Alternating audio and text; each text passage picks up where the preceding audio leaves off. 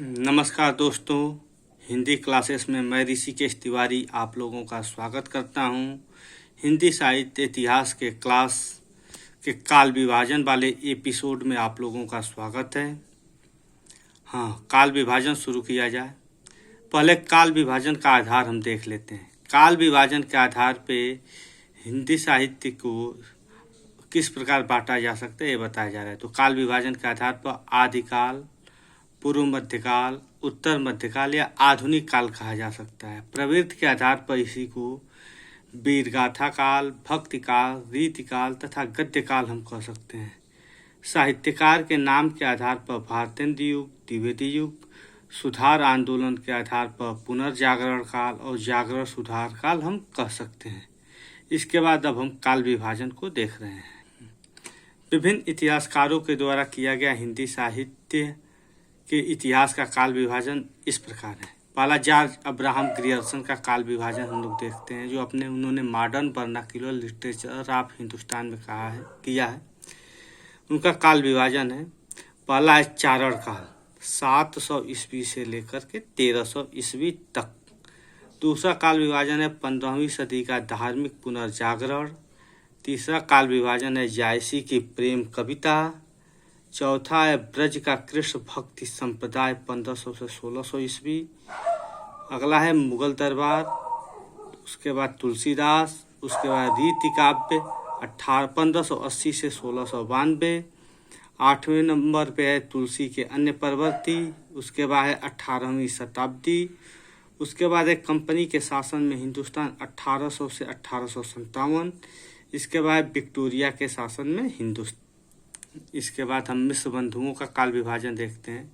उन्होंने विभाजन किया प्रारंभिक काल, माध्यमिक काल, अलंकृत काल, परिवर्तन काल और वर्तमान काल। प्रारंभिक काल की सीमा उन्होंने मानी है 700 से लेकर के 1444। माध्यमिक काल की सीमा मानी है 1445 से 1680। अलंकृत काल की सीमा मानी है 1681 से 1889। परिवर्तन काल 1890 से 1925। वर्तमान काल 1926 से आज तक। लेकिन विभाजन के साथ इन्होंने उप विभाजन किया है, जो इस प्रकार है। देखिए, प्रारंभिक काल को इन्होंने 2 भागों में बांटा है। पहला है पूर्व प्रारंभिक काल, जो 700 से 1343 विक्रमी संवत में है। उसके बाद आदि का प्रारंभिक काल का इन्होंने दूसरा विभाजन किया उत्तरारंभिक काल 1344 से 1444 विक्रमी संवत तक। इसके बाद माध्यमिक काल का इन्होंने विभाजन किया है पूर्व माध्यमिक काल 1445 से 1560 विक्रमी। दूसरा विभाजन है प्रौढ़ माध्यमिक काल 1561 से 1680 विक्रमी संवत। अलंकृत काल यानी रीति काल का इन्होंने 2 भागों में इसका विभाजन किया है। पहला है पूर्वालंकृत काल 1681 से 1790। उसके उत्तरारंभिक काल 1791 से 1889। दोस्तों, काल के जगह पे काला लिखा गया, इसको थोड़ा ध्यान दीजिएगा। परिवर्तन काल को देख लीजिए। परिवर्तन काल की सीमा इन्होंने 1890 से 1925 विक्रमी संवत मानी है। उसके बाद वर्तमान काल 1926 से आज तक इन्होंने माना है। मित्रों, अब हिंदी साहित्य इतिहास का सबसे सटीक काल विभाजन आचार्य रामचंद्र शुक्ल ने किया है। उनका काल विभाजन हम लोग देख रहे हैं। आदिकाल, देखिए विभाजन क्या किए हैं। आदिकाल, पूर्व मध्यकाल, उत्तर मध्यकाल और आधुनिक काल। लेकिन शुक्ल जी ने क्या किया कि दोहरा विभाजन किया है। तो आदिकाल का दोहरा नामकरण करते हुए इन्होंने वीरगाथा काल कहा है, पूर्व मध्यकाल को भक्ति काल कहा है, उत्तर मध्यकाल को रीति काल कहा है, आधुनिक काल को इन्होंने गद्य काल कहा है। अब हम इसकी सीमाएं देख लेते हैं। आदिकाल वीरगाथा काल 1050 विक्रमी संवत से 1375 विक्रमी संवत तक। पूर्व मध्यकाल भक्ति काल 1375 विक्रमी संवत से 1700 विक्रमी संवत तक। उत्तर मध्यकाल यानी रीति काल 1700 से 1900 विक्रमी संवत तक। आधुनिक काल 1900 विक्रमी संवत से अब तक। आधुनिक काल को शुक्ल जी ने 3 भागों में विभाजित किया, प्रथम उत्थान, द्वितीय उत्थान और तृतीय उत्थान में। अब राम कुमार वर्मा द्वारा किया गया काल विभाजन देखते हैं। इन्होंने क्या किया, इन्होंने पहले संधिकाल, चारण काल, भक्ति काल, उसके बाद रीत काल, उसके बाद आधुनिक काल में विभाजित किया है। तो संधिकाल या चारण काल को इन्होंने 2 भागों में विभाजित किया है। पहले संधिकाल को देखिए, विक्रमी संवत 750 से 1000 विक्रमी संवत तक इसकी सीमा रखी है। चारण काल की सीमा इन्होंने 1000 से लेकर 1375 विक्रमी संवत तक की है।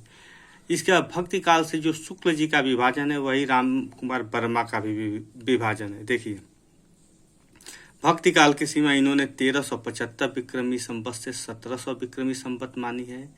रीतिकाल की 1700 विक्रमी संवत से 1900 विक्रमी संवत तथा आधुनिक काल की सीमा इन्होंने विक्रमी संवत 1900 से आज तक मानी है। अब यहाँ हम हजारी प्रसाद द्विवेदी का काल विभाजन देख ले रहे हैं। इन्होंने हिंदी साहित्य का उद्भव और विकास में काल विभाजन बताया है। तो आदिकाल इन्होंने माना है 1000 ईस्वी से लेकर 1400 ईस्वी तक। पूर्व मध्यकाल या भक्ति काल को 1400 से लेकर 1700 ईस्वी तक। उत्तर मध्यकाल या रीतिकाल को 1700 से 1900 ईस्वी तक। आधुनिक काल को 1900 से लेकर 1952 ईस्वी तक इन्होंने माना है। इसके बाद हम गणपति चंद्रगुप्त के काल विभाजन को देखते हैं। इन्होंने हिंदी साहित्य के वैज्ञानिक इतिहास में काल विभाजन किया है। पहला है प्रारंभिक काल या शून्य काल, जो 1184 ईस्वी से लेकर 1350 ईस्वी तक है। मध्यकाल है 1350 ईस्वी से 1857 ईस्वी तक। अब मध्यकाल को इन्होंने 2 भागों में बताया। पूर्व मध्यकाल यानी उत्कर्ष काल 1350 से 1500 ईस्वी और मध्यकाल चरमोत्कर्ष काल 1500 से लेकर 1857 ईस्वी। आधुनिक काल की सीमा इन्होंने 1857 से 1965 ईस्वी मानी है। दोस्तों, इस समय बच्चन सिंह परीक्षाओं में खूब पूछे जा रहे हैं, तो इनका भी काल विभाजन हमें देख लेना चाहिए। हिंदी साहित्य के दूसरा इतिहास, जिसका रचना काल 1996 ईस्वी है, इसमें इन्होंने काल विभाजन किया है। इनका पहला काल विभाजन है अपभ्रंश काल। इसमें इन्होंने समय का कोई उल्लेख नहीं किया है, यानी इसकी कोई समय सीमा इन्होंने निर्धारित नहीं की है। इन्होंने समय सीमा भक्ति काल की निर्धारित की है, जो आपके सामने है। भक्ति काल 1400 से लेकर 1650 ईस्वी, रीतिकाल 1650 से 1857 ईस्वी और आधुनिक काल की भी समय सीमा इन्होंने निर्धारित नहीं की है। सामान्यतः एक लेखकों के अनुसार काल विभाजन था। काल विभाजन में और हिंदी साहित्य के इतिहास में आज के लिए इतना ही। अगले एपिसोड में हम कल आपको सामने प्रस्तुत होंगे। तब तक के लिए धन्यवाद।